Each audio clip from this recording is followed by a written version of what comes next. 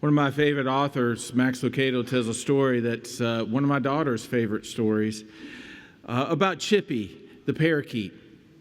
Chippy was a very happy little songbird. Chippy was so happy, in fact, that his constant chirping just seemed to brighten everybody's day. One day, the bird's owner was cleaning the bottom of Chippy's cage with a vacuum cleaner when the telephone rang and she turned to pick it up. She barely said hello when, sop, Chippy got sucked in.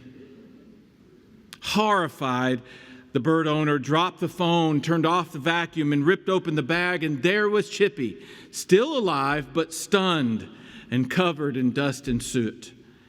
She grabbed Chippy, raced to the bathroom sink, turned the faucet on, and held Chippy under the full force of the running water. The more she tried to wash him, the worse he looked as the bird sat soaked and shivering. But full of compassion for her loving songbird, she reached out for her hairdryer and blasted the pet with hot air. Finally, she got the bird dry and put him back in his cage. But poor Chippy never knew what hit him. Several days later, a friend called and asked how Chippy was doing. "Well, he's alive," she said, but he just sits in his cage and stares into space. And, she added thoughtfully, Chippy really doesn't sing anymore. Have you ever felt like Chippy? Sucked in, washed up, blown over? Has your song ever been ripped from your heart because of the circumstances of life? Have you gotten the pink slip, the rejection letter, the medical report, the divorce papers, the failing grade? Has the check bounced? Has the policeman stopped at your door? Has the pitfalls of life sucked you in?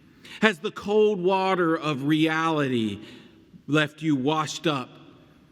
And has the sting of the hot air of empty promises just left you hanging on and staring into space? Well, we also watch helplessly what the events of the world do to people like our friends and neighbors. Natural disasters, economic collapses, mass poverty, unstable governments, destruction of the environment, and war. Just a few weeks ago,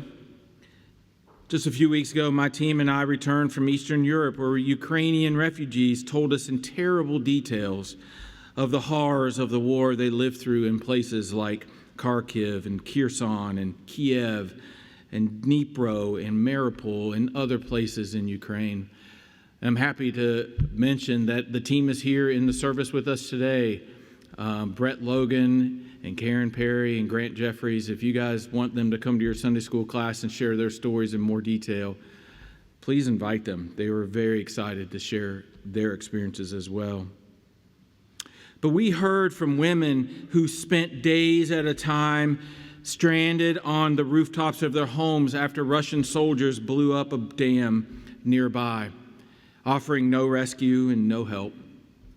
They would tell us in gruesome detail of seeing their neighbors on their rooftops perish from starvation and what they would see when the waters finally started to recede.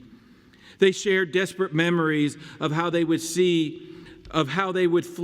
how they fled their destroyed towns, sometimes packing the train 3 to 4 persons deep per seat with nothing more than their loved ones and a small backpack of their remaining belongings. And then they would ride for 24 hours or more in hopes of finding a safe place somewhere outside their country that they've always called home. They begged for an end to the war, for protection of the innocents, and for justice for the evil that they experienced. And they just wanted to go home. Sucked in, washed up, blown over. Victoria, we met, was several months pregnant with her first baby and alone when she left Kharkiv because she couldn't talk her mother into leaving the country with her. After the first attacks, it took her 2 years of bouncing around Europe before she found a place in Poland who would help her care for her newborn. One Lutheran relief worker in Slovakia regularly drives a semi-truck full of basic supplies across the border into bombed-out Ukrainian villages and towns. He had a friend that would travel with him because he had a unique knack of finding people lost in the rubble, saving the lives of trapped children and survivors. One day, this man told me that they dropped some supplies off at a warehouse, and they left the next day and found out that that same warehouse was destroyed by Russian rocket fire. It's no wonder he feels like the Russians are now watching him in hopes of developing future targets. Can you imagine? One young teenage boy we met in Ukraine in the United Methodist long-term housing facility was so psychologically traumatized that he came to meals hours before the rest of the community so that he could be alone and not have to be around people. We were told stories of sons being killed, husbands never coming home, mothers and fathers lost. And the stories kept coming like wave after wave from Ilya and Ina and Sasha and Ludmila, Andrea, Olga, Denaldi, Irina, Katerina, Svetlana, Valentina, Tatiana, and Anna, and so many more. We were so overwhelmed with the unfathomable stories of grief and pain and loss and anger and worry that we were left speechless and in awe and, frankly, empty in every way. We had no words to offer them. I mean, really, what can you say to such pain?